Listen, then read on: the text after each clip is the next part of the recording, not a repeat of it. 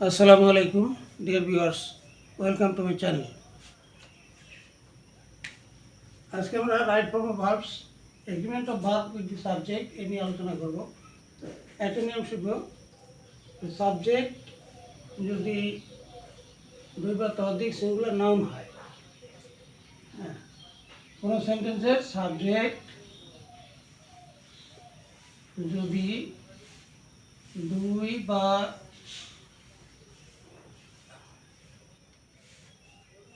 দুইয়ের অধিক singular noun হয়, সিঙ্গুলার নাউন হয়, তবে ভার্বটি অবশ্যই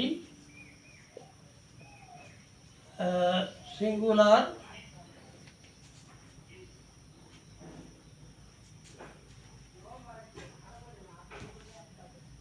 অবশ্যই সিঙ্গুলার হবে। সাবজেক্ট যদি দুই বা দুইয়ের অধিক সিঙ্গুলার নাউন হয়, সাবজেক্ট যদি দুই বা দুইয়ের অধিক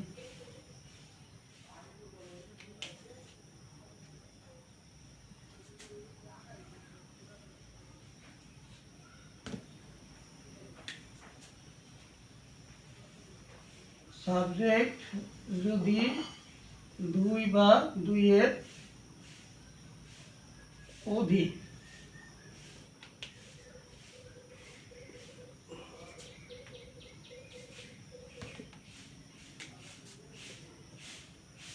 সাবজেক্ট দুই বা দুইয়ের অধিক সিঙ্গুলার নাউন হয়, তবে ভার্বটি অবশ্যই সিঙ্গুলার হবে। এখন দুই বা দুইয়ের অধিক সিঙ্গুলার নাউন কেমন? যেমন যদি বলা হয় যে দি হেডমাস্টার অ্যান্ড চেয়ারম্যান,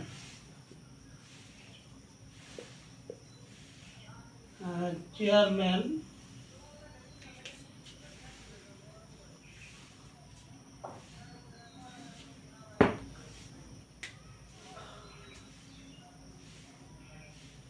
হ্যাঁ, ব্র্যাকেটে দেওয়া থাকলো টু বি, হ্যাঁ, চেয়ারম্যান ব্র্যাকেট টু বি, তারপরে লেখা হলো প্রেজেন্ট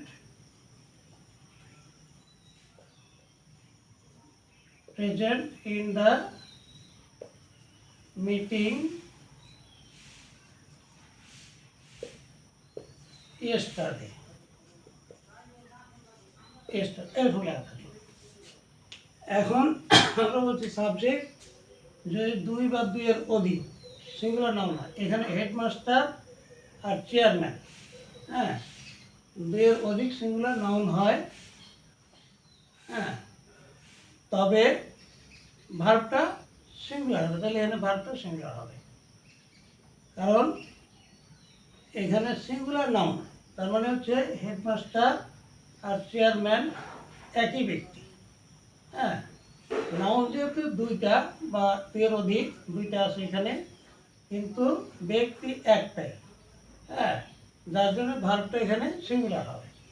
এখন আমরা এখানে দেখতে পাচ্ছি ইয়েস্টারডে আছে, ইয়েস্টারডে গতকাল, তাহলে এখানে সেন্টেন্সটা হলো পাস্ট ইনডিফিনিট টেন্সে। তাহলে আমরা এখানে দি হেডমাস্টার অ্যান্ড চেয়ারম্যান, হ্যাঁ, এটা লেখার পরে এখানে আমরা রাইট ফর্ম অফ ভার্বের জায়গায় এখানে আমরা লিখবো হলো ওয়াজ, এই জায়গাটাতে লিখবো ওয়াজ, ওয়াজ দ্য সিঙ্গুলার ভার্ব, অর্থাৎ ভার্ব টু বি এর পাস্ট ফর্ম হলো ওয়াজ বা ওয়ার, ওয়ারটা হলো প্লুরাল আর ওয়াজটা হলো সিঙ্গুলার। আমরা এখানে বি এর জায়গায় ওয়াজ লিখবো, তাহলে সেন্টেন্সটা ভার্বটা রাইট ফর্ম অফ ভার্ব হবে।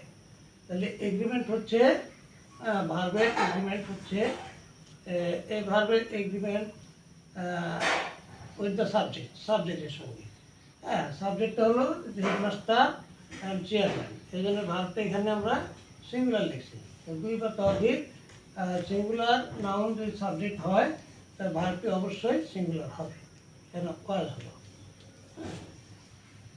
এরকম আরও লেখা যায়, যেমন যদি আমরা লিখি আরেকটা উদাহরণ দিই, যদি লিখি মাই ফাদার, হ্যাঁ, মাই ফাদার গার্জিয়ান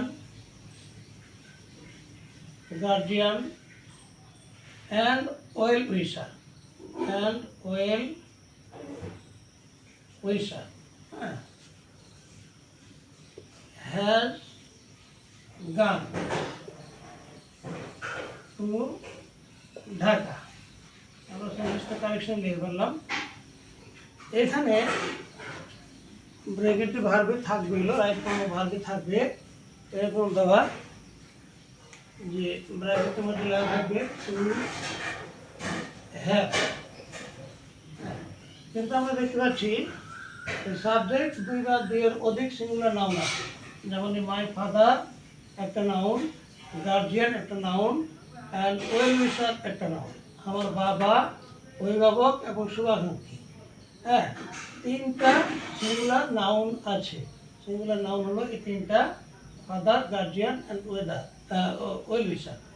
এই তিনটা হলো সিঙ্গুলার নাউন, সাবজেক্ট হিসাবে ব্যবহৃত হয়েছে। My father, guardian and well উইশার subject.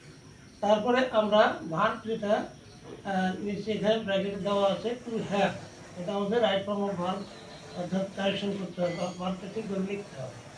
তাহলে আমাদের নিয়মটা হচ্ছে, যদি সাবজেক্ট দুই বা দুইয়ের অধিক সিঙ্গুলার নাউন হয়, এই subject my father, guardian and well উইশার singular noun. সুতরাং ভার্বটা কী হবে? ভার্বটা অবশ্যই সিঙ্গুলার হবে। তাহলে আমরা এখানে হ্যাভ টু হ্যাভ, হ্যাভের দুইটা রূপ আছে, হ্যাভ আর হ্যাজ। হ্যাভটা হলো প্লুরাল আর হ্যাজটা হলো সিঙ্গুলার। তাহলে এখানে আমি লিখবো হ্যাজ, হ্যাঁ, সিঙ্গুলার হ্যাজ।